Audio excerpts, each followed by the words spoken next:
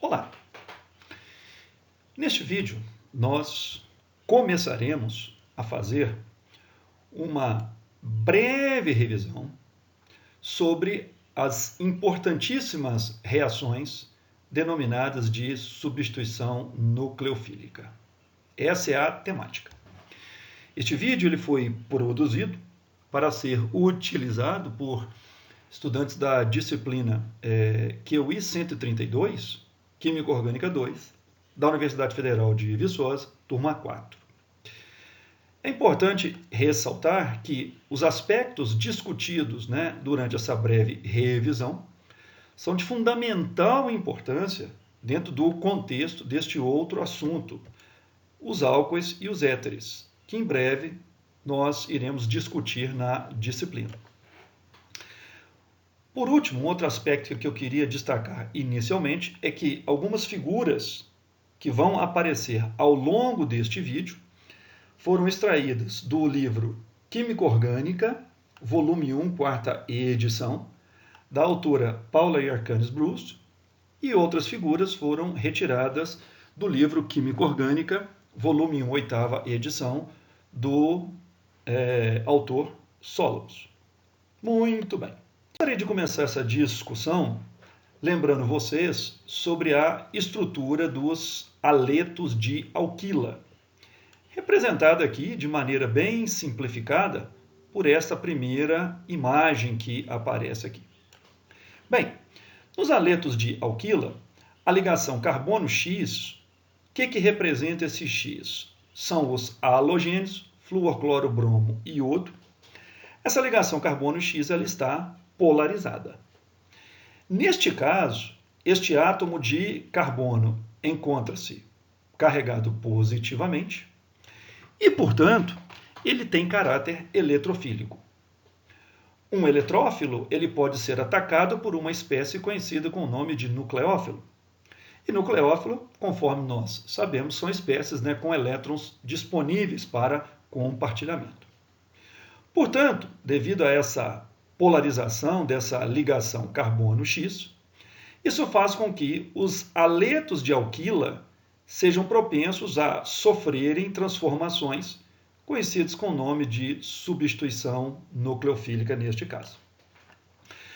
Os aletos de alquila podem ser constituídos de flúor, cloro, bromo e iodo na ligação carbono-halogênio. Porém, conforme nós iremos ver ao longo dos slides, cloro, bromo e iodo são os halogênios que efetivamente participam dessas importantíssimas transformações, conforme eu disse, conhecido com o nome de substituição nucleofílica. Dito isso, repare que neste caso ele tem um par de elétrons disponível para compartilhamento, tá certo? E neste caso ele reage com o aleto de alquila, aqui mostrado. Neste processo, haverá uma ruptura heterolítica da ligação RX e o nucleófilo lá entrar no lugar deste aleto. Então, nós tivemos uma troca, uma substituição do halogênio pelo nucleófilo. E como isso foi feito pelo nucleófilo, nós chamamos então isso de substituição nucleofílica. Outro aspecto extremamente importante, claro que isso vai dar origem a uma nova substância, mas este grupo, que pode ser cloro, bromo e iodo tipicamente, nós chamamos este grupo, atenção para isso, de grupo abandonador. Então, este é o jeitão que nós teremos aí dessas reações de substituição nucleofílica neste caso. Muito bem. Neste slide, você vê alguns exemplos de processos de substituição nucleofílica. Neste primeiro caso, o nucleófilo é um ânion hidroxila, reagindo com iodeto de metila. O grupo abandonador é o iodeto, formando, neste caso, um álcool. Neste segundo exemplo, esta espécie, que é um ânion metóxido, esse ânion metóxido reage com brometo de etila, forma-se éter com liberação de brometo neste caso. E neste último caso, iodeto reage com cloro etano, formando iodeto de cloropropano, formando iodeto de propila e liberando Cl- neste caso. Um aspecto interessante que tem neste slide é que, repare que o iodeto, né, ele tem um aspecto meio camaleônico. Aqui ele está funcionando como grupo de saída, neste caso, tá? Mas aqui ele está atuando como nucleófilo. Isso é uma característica que o ânion iodeto apresenta. Não se esqueçam, né? Isso é extremamente importante. Vou voltar neste aspecto aqui da polarização desta ligação, né? Por quê? Porque o nucleófilo, tá? Ele vai se ligar exatamente ao átomo de carbono. E ao estabelecer uma nova ligação com esse carbono positivo, isso vai gerar, né, a expulsão desse grupo X, que vai sair, né? Ele é denominado, neste caso, como grupo abandonador. Mas não se esqueçam disso. Este é o centro positivo que o nucleófilo vai buscar se ligar durante esses processos aí de substituição nucleofílica. Não necessariamente um nucleófilo tem que ser uma espécie com carga negativa. Moléculas neutras podem atuar como nucleófilo, que é o caso da água nesta transformação, que está reagindo com o haleto de alquila, formando essa espécie. Não se esqueçam das cargas formais, né? Esse formalismo, essa introdução de cargas formais é extremamente importante. E esta espécie é uma espécie onde ela tem um considerável caráter ácido, e neste caso, uma própria molécula de água do meio, já que aqui a água está atuando como solvente, pode retirar este hidrogênio, formando um cátion hidrônio e o produto final, neste caso, que é um álcool. Tá? Então, este slide ele tem a função de mostrar que não necessariamente um nucleófilo tem que ser uma molécula carregada. Nós temos processos de substituição nucleofílica, onde são moléculas neutras participam deste processo. Bom, aí, né, nós estamos mostrando aqui diversos processos de substituição nucleofílica, e o foco aqui será nós mostrarmos, né, nós focarmos neste L aqui, que lá era X, né, mas enfim, que é o grupo de saída. Tá legal? Então, repare que o grupo de saída, né, pode ser uma espécie como um ânion cloreto ou um ânion brometo, pode ser uma espécie carregada positivamente, que vai sair na forma de uma espécie neutra, conforme está sendo mostrado aqui. Estes exemplos iniciais, né,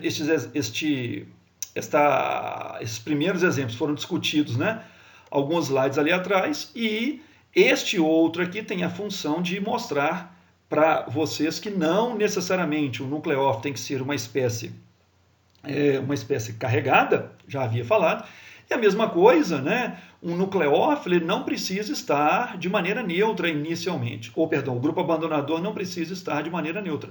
Nós podemos ter grupos abandonadores positivos neste caso. É o que está sendo mostrado neste exemplo aqui embaixo. Ó. Nós temos um nucleófilo, uma molécula neutra. O grupo de saída, que neste caso, né, seria uma espécie carregada, e na hora que nós fazemos a substituição, vai formar uma nova espécie carregada e uma nova molécula neutra.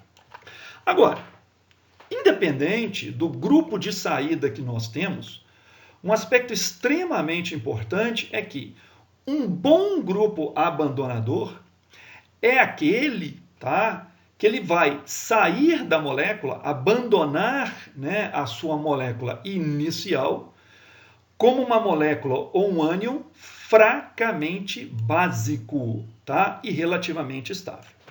Isso quer dizer o seguinte: quanto mais fraco for o grupo de saída enquanto base, quanto mais fraca for a basicidade do grupo de saída, melhor este grupo de saída é.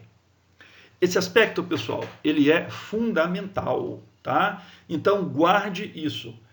Quanto mais fraco for este grupo de saída enquanto base, quanto menor for a sua basicidade, melhor este grupo de saída é. E no final desta apresentação, nós vamos mostrar, né? Vamos fazer um breve apanhado sobre basicidades e acidez de grupos orgânicos importantes aí. Mas este aspecto ele é de fundamental. Quanto mais fraco for a base, melhor ela atua como grupo de saída.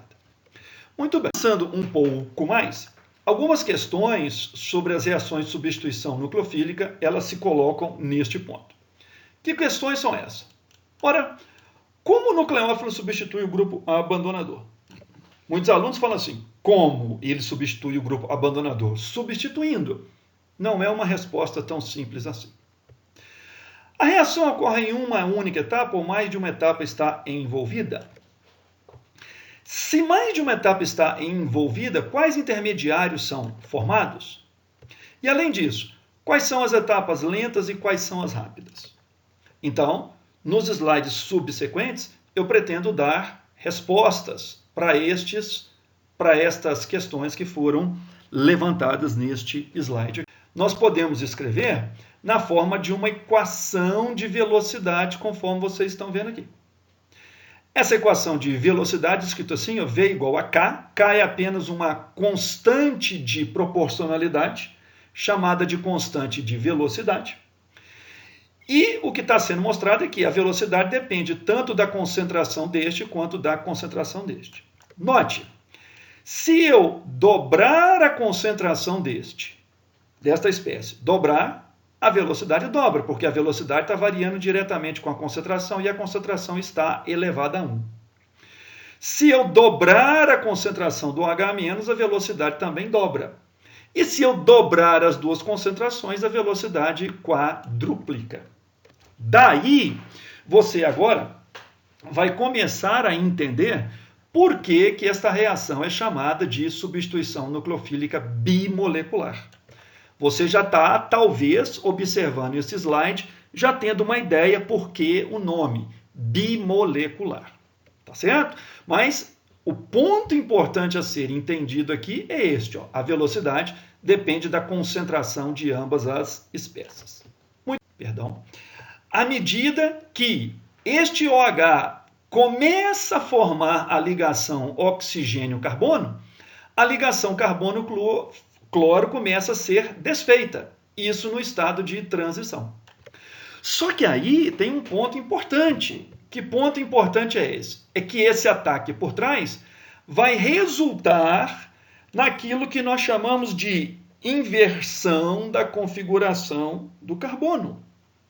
Inversão da configuração do carbono. Tá certo, pessoal? Ou seja, né, este átomo de carbono agora, repare, ele tem este arranjo tridimensional, ó, que é a sua configuração, e veja que aqui agora a configuração dele foi invertida. Tá? Eu costumo dizer que o melhor exemplo para você entender isto, tá, é você imaginar que você está numa tempestade, né, num dia aí onde tem uma tempestade com vento, e aí você está andando com seu guarda-chuva, de repente o vento ele bate, né, e simplesmente o guarda-chuva ele inverte aquele arranjo que ele tem. Isso seria inversão de configuração. O outro aspecto importante, né, muito importante que tem aqui é o seguinte, veja, no estado de transição da reação, você tem a participação das duas espécies envolvidas na reação. Quais são essas duas espécies? O nucleófilo e o aleto. Eles estão participando aqui do estado de transição. Ó, tá aqui o nucleófilo, tá aqui o aleto.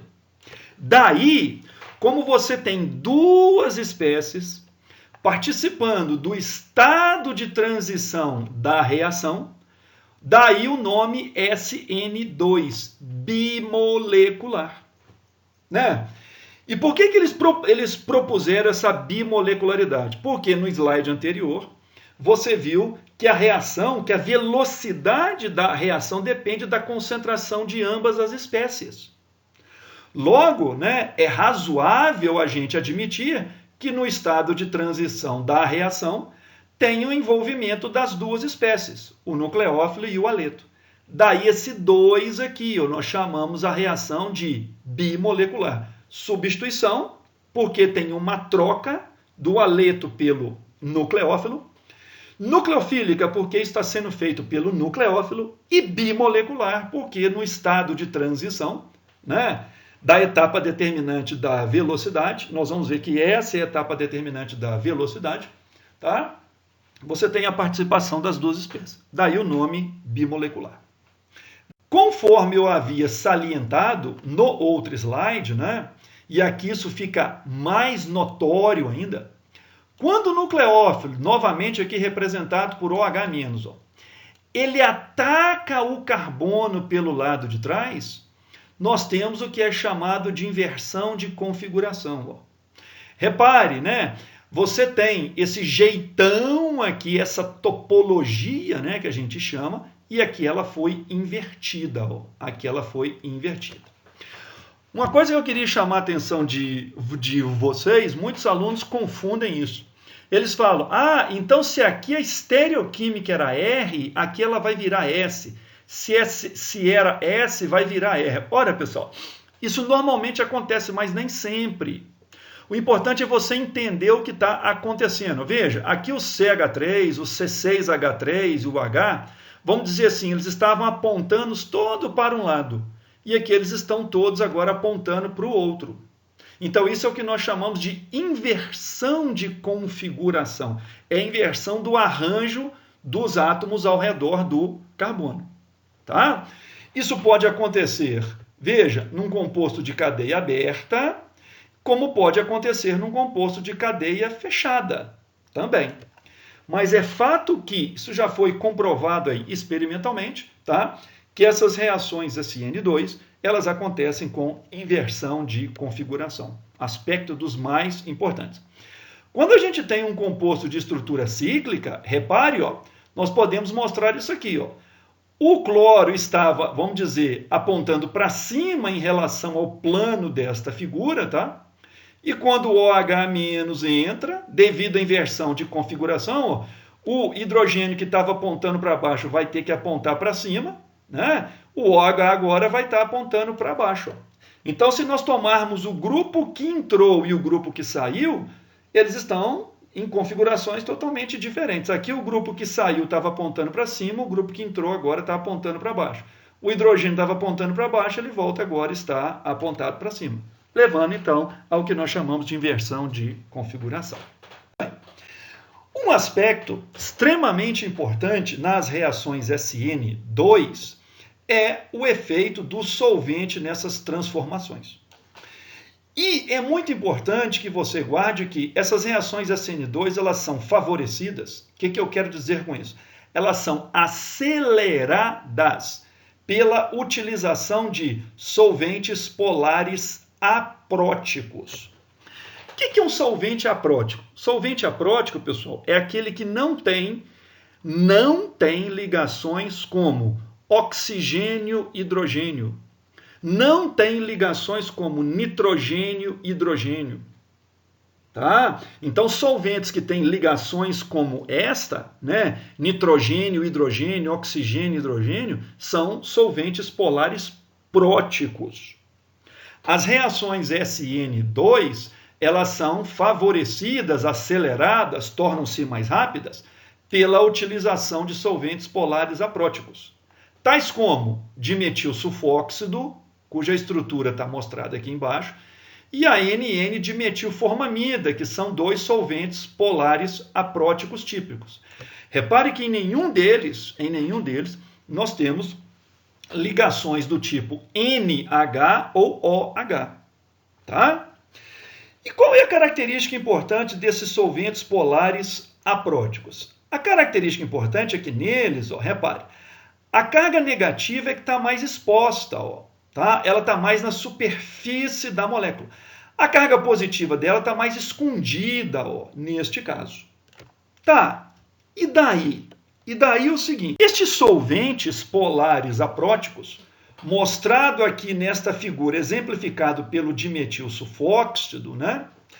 Eles têm uma tendência grande de solvatar cátions. Eles envolvem muito bem os cátions, eles ficam ao redor dos cátions, eles fazem isso muito bem. Processo isso chamado de solvatação. E eles deixam os nucleófilos nus. Eles não solvatam muito bem o nucleófilo. Por quê? A solvatação envolve exatamente isso aqui, ó, essa interação de cargas. Ó. Se você tem um cátion, ele vai interagir com a parte negativa da molécula para solvatar, ficar em volta deste cátion. Mas acontece, conforme mostrado no slide anterior, que nesses solventes polares apróticos, a carga positiva ela está mais escondida, né? Está mais no interior da molécula. Então ele não solvata bem ânion. E né, os ânions carregados aí são nucleófilos. Daí quando você usa um solvente desse, você solvata bem o cátion, deixa o ânion livre. E quem que reage com o eletrófilo neste caso? Não é o nucleófilo? Então, se você deixa o ânion desprotegido, nu, né, a reação vai mais rápido. E por que ela vai mais rápido? Porque se o solvente estivesse envolvendo o nucleófilo, a primeira coisa que o nucleófilo teria que fazer seria vencer essa camada de solvente para chegar ao centro eletropositivo. Não tendo essa camada, ele já faz a aproximação e a reação torna-se mais rápida. Daí, não se esqueça disso, isso é fundamental, tá? Solventes polares apróticos favorecem reações SN2. Se você quer fazer a sua reação SN2 andar rápido, andar mais rapidamente, use solventes polares apróticos. Não quer dizer que você não possa usar um solvente polar prótico. Pode, só que a reação será mais lenta neste sentido. Muito bom. Daí, além daqueles solventes que eu mostrei lá, que é a NN-dimetilformamida e o dimetilsulfóxido, eu gostaria que vocês guardassem esses outros solventes polares apróticos também. Não existem só eles, mas os 4 mais importantes certamente. Dimetilsulfóxido, NN-dimetilformamida, a acetonitrila e a hexametilfosforamida.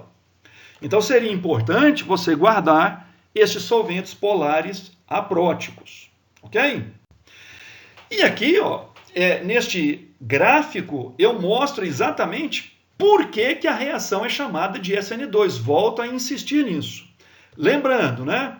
De acordo com a proposta mecanística, o OH- aqui não está mostrando isso, mas já foi mostrado em slides anteriores, ataca o carbono eletrofílico, o Cl- é expulso, neste caso o grupo abandonador, gerando o produto. Tá? Mas veja que aqui, ó, a reação no estado de transição, você tem o envolvimento das duas espécies, a saber, o nucleófilo e o eletrófilo. Daí, como na etapa determinante da velocidade, no estado de transição dela, você tem o envolvimento de duas espécies, daí então essa reação é chamada de bimolecular. Juntando tudo, vira reação de substituição nucleofílica bimolecular. Dito isto, esse slide aí, tá? Ele foi feito por mim, essas figuras todas aí, ó, né? I love PKA, né, etc.